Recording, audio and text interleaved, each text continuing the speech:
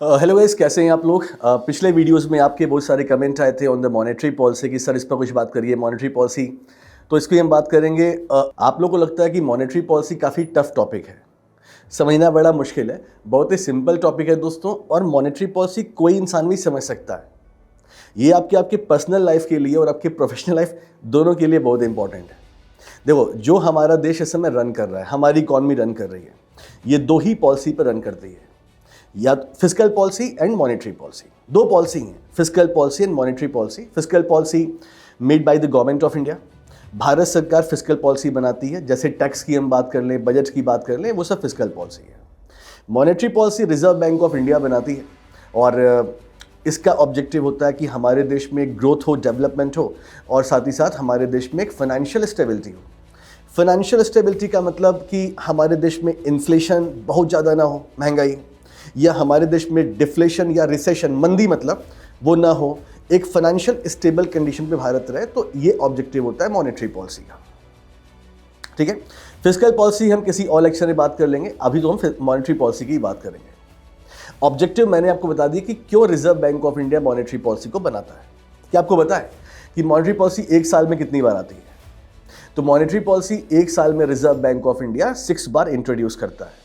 अगर हम एक फाइनेंशियल ईयर की बात करें तो सबसे पहली पॉलिसी अप्रैल मंथ में आती है, और फिर हर 2 मंथ के गैप पे आती है, यानी अप्रैल, देन जून, देन अगस्त, देन अक्टूबर, दिसंबर एंड लास्ट फरवरी में। तो एक साल में 6 बार मॉनेटरी पॉलिसी आती है हमारे देश में। ठीक है, और इसीलिए इसे हम बाई मंथली पॉलिसी भी बोलते हैं, यानी मॉनेटरी पॉलिसी का एक नाम और भी है, by monthly policy. Reserve bank of India में एक कमेटी होती है, मॉनेटरी पॉलिसी कमेटी, जो डिसाइड करती है कि हमें मॉनेटरी पॉलिसी में क्या क्या चेंजेस करने चाहिए, और चेंजेस ये हर 2 मंथ पे हो सकते हैं। मतलब जैसे एक पॉलिसी अगर अप्रैल में आई है, तो अब 2 मंथ आरबीआई के पास है कि 2 मंथ में क्या कंडीशन चल रही है। तो दूसरे मतलब अगर अप्रैल में आई है तो अगली पॉलिसी जून में आएगी। तो रिजर्व बैंक पहले डिसाइड कर लेता है कि according to scenario, according to condition, आपको इस पॉलिसी में चेंज करना है कि नहीं। तो जून मंथ में आपको जो पॉलिसी आती है उसमें चेंजेस मिल सकते हैं, यानी जून मंथ का मतलब हर 2 मंथ पे आपको चेंजेस मिल सकते हैं, और ऐसा भी हो सकता हो कि चेंजेस ना मिले आपको। अच्छा, चेंजेस का मतलब क्या हुआ? देखिए, मॉनेटरी पॉलिसी बनाती है मॉनेटरी पॉलिसी कमेटी। ये एक कमेटी होती है, इसमें 6 मेंबर्स होते हैं। 3 मेंबर्स आते हैं रिजर्व बैंक के साइड से, और 3 मेंबर आते हैं गवर्नमेंट के साइड से। ये 6 मेंबर होते हैं, और यही लोग निर्णय लेते हैं कि जो अगली पॉलिसी हमारी आने वाली है उसमें हमें चेंजेस करना है कि नहीं करना है। ठीक है, तो मॉनेटरी पॉलिसी कमेटी का इंट्रोडक्शन हुआ था 2014 में। उर्जित पटेल कमेटी के रिकमेंडेशन पे मॉनेटरी पॉलिसी कमेटी को बनाया गया था। यही वो कमेटी है, इसी के पास पावर होता है मॉनेटरी पॉलिसी बनाने का और चेंजेस करने का दोस्तों। ठीक है, यानी भारत सरकार भी अपना इंटरफियर जो है वो रिजर्व बैंक ऑफ इंडिया के मॉनेटरी पॉलिसी में चाहती है ना, तभी तो गवर्नमेंट ऑफ इंडिया ने अपने 3 बंदे वहां पॉइंट कर दिए, है ना। अच्छा, अब आप बोलेंगे सर मतलब ये आपने बोला कि मॉनेटरी पॉलिसी में ग्रोथ होता है, डेवलपमेंट होता है एंड फाइनेंशियल स्टेबिलिटी होती है, मतलब क्या हुआ? देखिए दोस्तों, तो पहला क्वेश्चन ये कि reserve bank of India monetary policy से हमारे देश में ग्रोथ एंड डेवलपमेंट कैसे करती है। दो बहुत सिंपल सी बात है। अगर आपने मेरी प्रीवियस क्लास देखी है, जैसे रिजर्व बैंक ऑफ इंडिया, तो मैंने आपको वहाँ पे समझाया है कि बैंक हमारे देश के लिए क्यों इतने ज़रूरी हैं। क्योंकि दोस्तों, बैंक जब इस्टेब्लिश होते हैं तो इनके थ्रू हमारे देश में फ्लो ऑफ मनी मेंटेन होता है। फ्लो ऑफ मनी का मतलब क्या हुआ? हमारी इकॉनमी में जिन जिन सेक्टर्स में पैसा पहुंचना चाहिए वहां पैसा पहुंचता है, like agriculture, like education, like housing, like MSME, like बड़ी बड़ी इंडस्ट्रीज। अब जरा सोचिए, अगर बैंक इन सेक्टर्स में लोन नहीं देगा तो क्या होगा? अगर एक किसान है, उसको अगर बैंक से टाइमली लोन मिल जाता है तो टाइमली वो अच्छे क्वालिटी के सीड्स, बीज खरीद सकता है, अच्छे फर्टिलाइजर खरीद सकता है, यानी वो अच्छी खेती कर सकता है पैसा मिलने की वजह से। अच्छी खेती का मतलब ये हुआ कि उस फार्मर को फ़ायदा पहुंचेगा, प्रॉफिट होगा, और जब वो फार्मर प्रॉफिट जनरेट करेगा तो बैंक का पैसा वापस करेगा ही, साथ ही वो अगली बार के लिए ट्रैक्टर परचेस करेगा। यानी जब फार्मर्स हमारे देश में ट्रैक्टर परचेस करेंगे दोस्तों, तो ट्रैक्टर इंडस्ट्री बढ़ेगी ना, और जब ट्रैक्टर इंडस्ट्रीज में डिमांड बढ़ेगी तो एम्प्लॉयमेंट बढ़ेगा।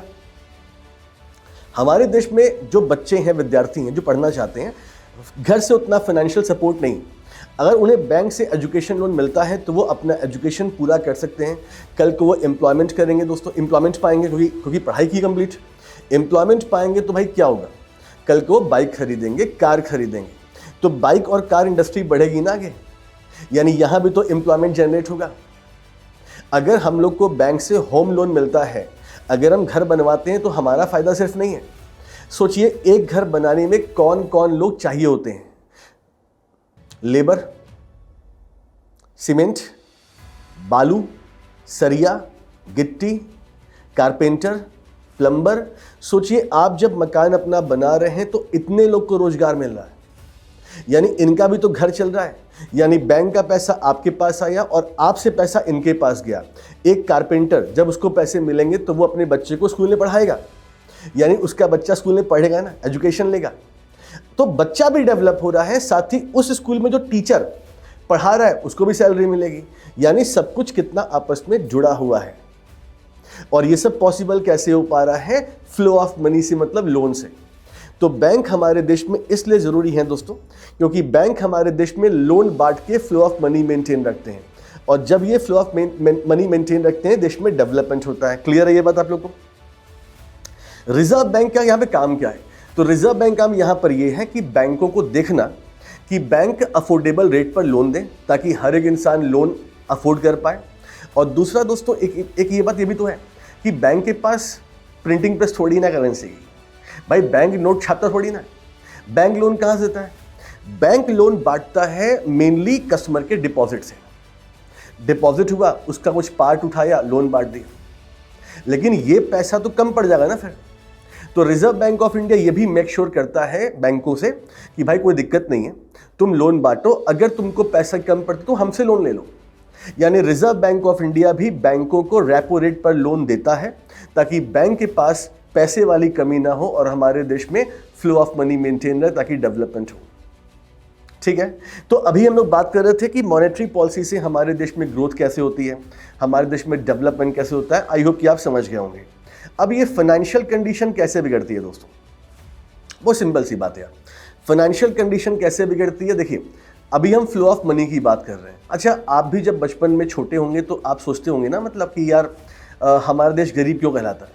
भाई रिजर्व बैंक ऑफ इंडिया हमारी, नोट प्रिंटिंग प्रेस हमारा, गवर्नमेंट हमारी, तो हम लोग एक काम करें, ढेर सारी करेंसी प्रिंट कर देते हैं, और जब ढेर सारी करेंसी प्रिंट कर देंगे तो हम सब अमीर बन जाएंगे, है ना।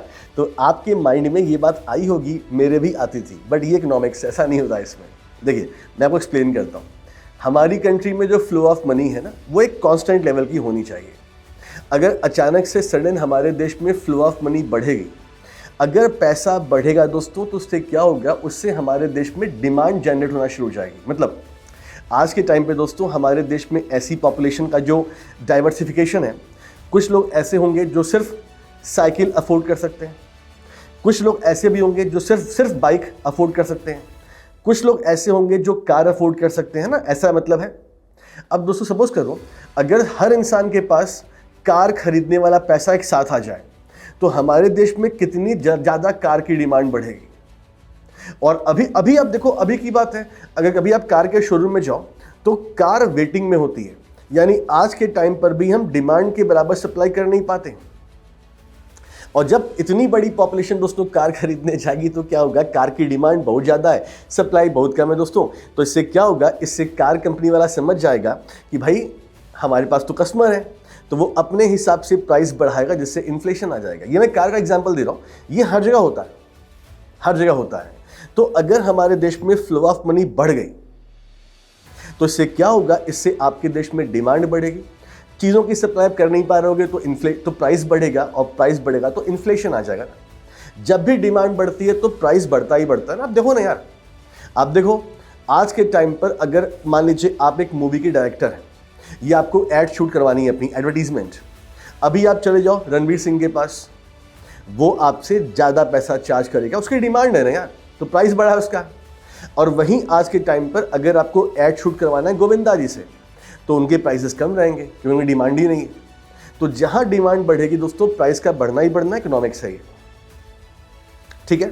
तो इन्फ्लेशन कैसे आ जाता है? तो जो हम और आप सोचते हैं ना कि पैसा बढ़ा दे तो अमीर हम बन जाएंगे, अमीर तो हम बन जाएंगे, लेकिन उससे हमारे देश में काफ़ी ज़्यादा इन्फ्लेशन आ जाएगा। यही सेम काम किया था जिम्बाब्वे ने। आपको पता है जिम्बाब्वे में हाइपर इन्फ्लेशन है, बहुत ज़्यादा महंगाई है, वहाँ पे हर सामान महंगा है बहुत। क्यों? क्योंकि जिम्बाब्वे ने इकोनॉमिक्स के नियम नहीं माने थे और जिम्बाब्वे ने वही काम किया था, इसने अपनी बहुत सारी करेंसी प्रिंट कर दी थी, जिम्बाब्वियन डॉलर, और जिम्बाब्वे में ये हालात आज हो गया है। अच्छा, तो ये तो हम लोग बात कर रहे थे इन्फ्लेशन की दोस्तों। तो मैंने आपसे बोला कि हमारे देश में फ्लो ऑफ मनी होना चाहिए, लेकिन एक कांस्टेंट लेवल पर। ज़्यादा हो जाएगा तो इन्फ्लेशन आ जाएगा, और अगर जो लेवल है फ्लो ऑफ मनी का अगर वो कम हो गया फिर क्या होगा?